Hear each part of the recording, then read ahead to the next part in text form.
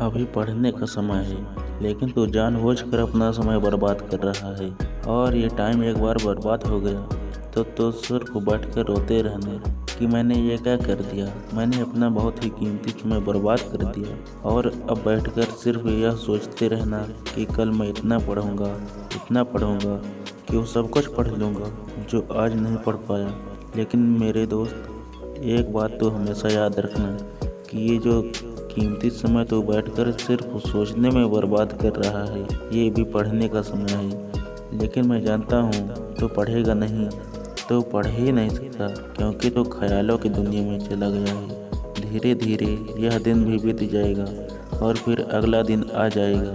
लेकिन तुम्हारे आज के और कल के दिनों में कोई फर्क नहीं आएगा। बदलेगा तो सिर्फ दिन और तारीख। और ऐसे ही धीरे धीरे दिन, महीने और वर्षों बीत जाएंगे, लेकिन तुम वहीं के वहीं रह जाओगे। तुम मेरी एक बात हमेशा याद रखना कि इस दुनिया में अमीर से अमीर और गरीब से गरीब व्यक्ति को बराबर समय मिला है, 24 घंटे। इन्हीं 24 घंटों में एक व्यक्ति कड़ी मेहनत करके अपने सपने पूरे कर लेता है और दूसरा व्यक्ति सिर्फ सोचते रह जाता है। मैं मानता हूँ कि सपने देखना बुरा नहीं है, लेकिन जब तुमने कुछ बड़ा करने का सपना देख ही लिया है तो उतनी मेहनत तो करो। तुमने सपना एक पहाड़ के बराबर देखा है और तुम एक राई की जितनी भी मेहनत नहीं कर रहे हो, तो क्या मतलब रह जाएगा तुम्हारे इन देखे गए सपनों का।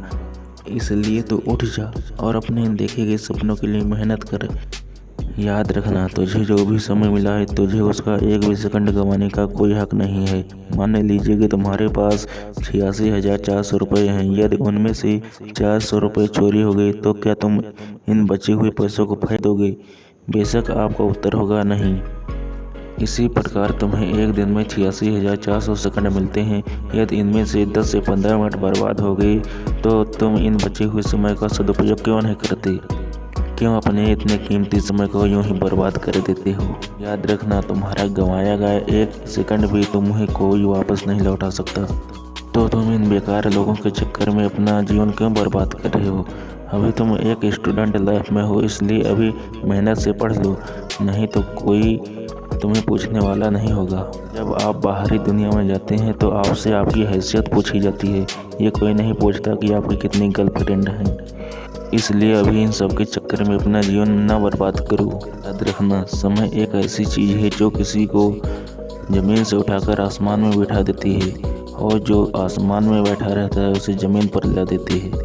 इस वीडियो के अंत में मैं सिर्फ इतना कहना चाहूँगा कि आसमान से यूं ही नहीं गिरते फूल झोली में, कर्म की साख को हिलाना पड़ता है।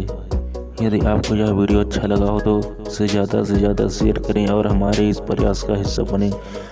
किसी और ऐसे ही मोटिवेशनल वीडियोज़ में आपसे मुलाकात होगी। तब तक के लिए धन्यवाद। जय हिंद।